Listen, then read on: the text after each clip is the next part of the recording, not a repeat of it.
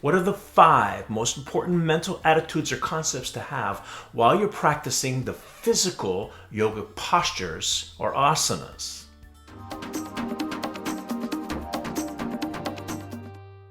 Hi everyone, if this is the first time we're meeting, my name is Jimmy Barkan. I've been practicing hot yoga since 1980. If you're new to the channel, please consider subscribing, hit the notification bell, smash the like button anytime you're enjoying the content, share it with your friends. Number 1, take inventory. Once you've been practicing yoga for at least 6 months, you should have an understanding of where you're more flexible. Is your right leg more flexible in your hamstring than the left leg? Is the right hip more open or more challenged than the left hip? You should know even your shoulders. You should know, you don't want to think in terms of the posture. So for example, standing bow, which happens to be one of the most popular postures in hot yoga. If you're doing standing bow on your right side, that means the hamstring of your standing leg, which is going to be your left leg, is going to be your more flexible side. If you're doing standing head to knee, which is another very popular hot yoga posture, on your right side, that means your right leg that's kicking out, that hamstring is going to be the more flexible hamstring. When you understand in terms anatomically, not as far as in terms of okay, my right side is better, but why is it better? So you have an understanding where you're challenged and where you're flexible. Now, we have a tendency in the West to exploit our better side. It feels better. Let's say you're doing standing head to knee on your right side, and that's your better side. You may want to hold it a little bit longer because it feels better to you. It looks better to the teacher you may be trying to impress or your peers around you if you have that concept. Hopefully you don't. But it feels better, so we have a tendency to hold longer or exploit the better side. Here's the secret. You want to hold the challenge side a little bit longer. Because if you continue to hold your better side, your more flexible side, longer, then as you improve, your imbalance actually increases. But if you were to pay, let's say, 5 to 10% more energy and time on your challenge side, you're going to allow that side to catch up. And now you can become more ambidextrous. Now you become a lot more even, because the concept in yoga is that both sides should be even. Mental attitude number 2 is understanding your personality. And there's a sister science to yoga called Ayurvedic. In Ayurvedic medicine, they come up with 3 doshas or personality types. There's Vata, Pitta, and Kapha. So let's talk about the Vatas. The Vatas have a tendency to be leaner. They have a tendency to be type A.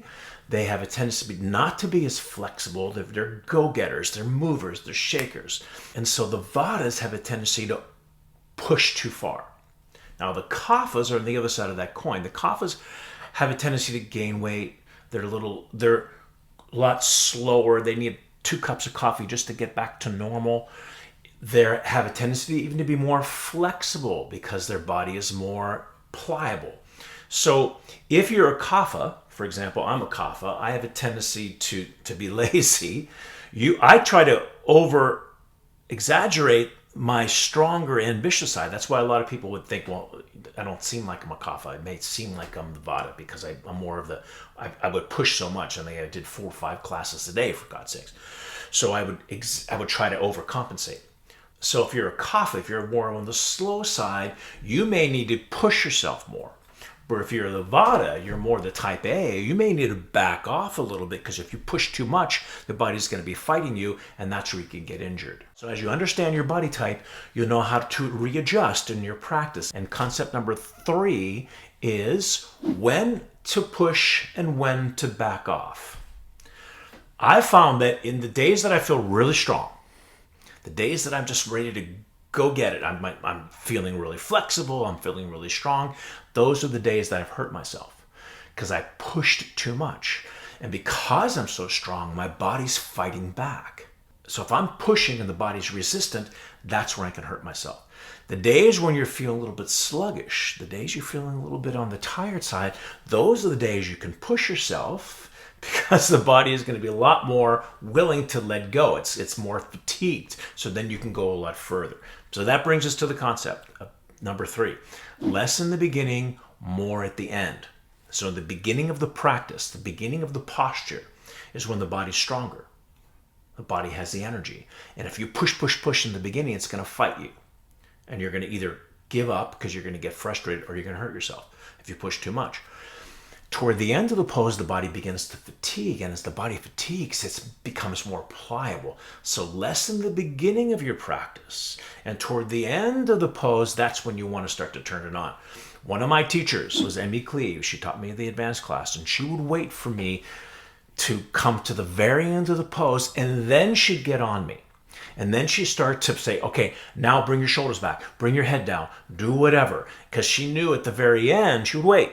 At the very end is when my body is more willing to go to the next level, willing to get to that next level of flexibility and strength. So less in the beginning, more at the end. Concept number 4 is the curve, and understanding where you fall on the curve. If you're in the beginning of your yoga practice, many of you are in the beginning, you're in the first, let's say, 10 years, you're riding up the curve. You're just going to continue to improve. Your breakthroughs are going to happen pretty fast. As you start getting intermediate, the breakthroughs take a little longer because you're trying to reach your potential. So you're climbing up the mountain on the curve. Then you're going to plateau. Then you're going to reach your peak. And I've said this before in other videos, when you reach your peak, make sure you take as many pictures and as many videos as you can so you can show your grandchildren. And then at one point, I don't care who you are, gravity is going to take over and you're going to go into the downside of the curve. I've been doing yoga for 40 some years. I'm on the downside of the curve. There's no way, no matter how tenacious and wonderful you are and how dedicated you are to your practice, there's no way you're going to be practicing the same when you're 90 years old than you are when you're 40. It's just not going to happen. So at one point, gravity is going to start taking over. So that's a different concept. Now, awareness becomes more important. Going up the curve, you're ambitious and you're working hard. When you're plateau, you're taking pictures and you're really enjoying life. When you're at the bottom part of your curve, it's a different concept. You're now more into the experience, really understanding your body, not pushing so much. So understand where you are in that curve and adjust accordingly. And the 5th and final concept, which I consider to be the most important concept of all, maybe the most profound thing I'll teach you in any of these videos, and that's this concept. Find your starting point on every posture, every day, and every day is different, everybody's different. Find your starting point without judgment. Don't think, if you're doing standing head to knee, oh, I wish I could be doing with that person. Oh, I can never really get this posture. No, what you have is what is. Accept that that's the reality of your situation. Find your starting point without judgment. The second part, now that we've found our starting point without judgment, all you have to think about is finding the next inch or the next centimeter or maybe the next few seconds that you're holding the position. So you have your internal clock. You know, you can hold half moon for 10 seconds or standing bow for 30 seconds. Then you're going to go 32 and do that for a couple weeks, and then 34, so that you continue to increase, but you're giving yourself a tangible goal. You can't think of the full position. If you think the final position and you're only halfway there, your body's going to tighten up at the concept of it. It's too much. But 1 inch or 1 or 2 centimeters, that's a tangible goal. Your body can say and accept that. Your body can then open up and allow you in. Because if you go too far, it's going to tighten up. If you go too far too soon, your body's going to resist and not let you in. Your body will react, not respond. Yoga is physical, mental, and spiritual, and it goes even beyond that. But when we're talking about our own personal physical practice of asana, the physical and the mental have to be connected. When you're completely connected mentally with what's going on physically, that's when you're going to have the full experience. That's when you're going to have the full expression. That's when you're going to be most successful.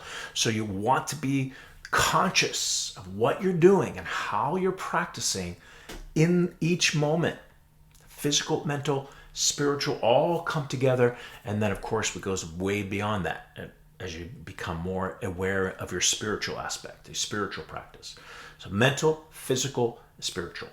That's our episode for today. If you're new to the channel, please consider subscribing, hit the notification bell, hit the like button if you're enjoying this content, and I will see you at the next video. Bye everyone.